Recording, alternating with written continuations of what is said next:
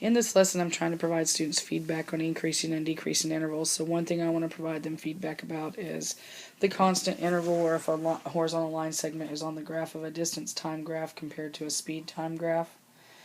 And so on the distance time graph, if there's a horizontal line segment, that means that they are not going any further distance, that they are at rest, they have stopped.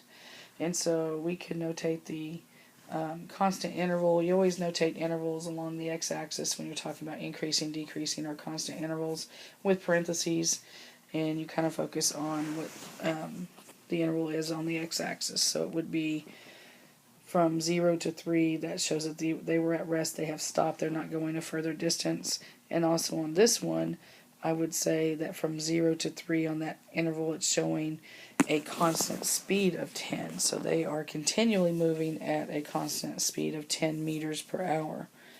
And then I talked about, well, increasing and decreasing intervals also help students to define maximum and minimum points. And there's a couple of vocabulary words that we're going to say that are equivalent, that some depending on the context of the question. So global and absolute max mean the highest point on the graph, and local or relative maximum and minimums. Maximum and local maximum would just mean a maximum on the graph, but maybe not the highest one. And then the minimum's going to mean, also can refer to global or local, or again absolute or relative. And so we'll talk about that. But mainly I talk about that increasing and decreasing intervals. If it is a maximum, that means it's increasing on the left-hand side of that point, and it's decreasing on the right-hand side of that point to be considered a maximum. And the minimum is decreasing on the left side of the point and increasing on the right side of the point.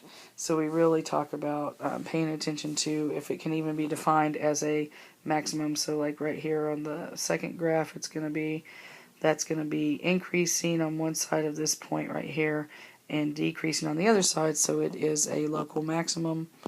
And so they would just identify that point. I just want to talk about that. It helps with increasing and decreasing intervals to define the local and all the maximums and minimums. So if you had a minimum, again, it would be decreasing on the left side of the point and increasing on the right. So this would be considered a minimum. And we talk about that with the, if it had also not the curves, but it also shows in the top graph the local maximum and the local minimums also, but it's still increasing and decreasing on each side of the maximum and decreasing and increasing on each side of the minimum.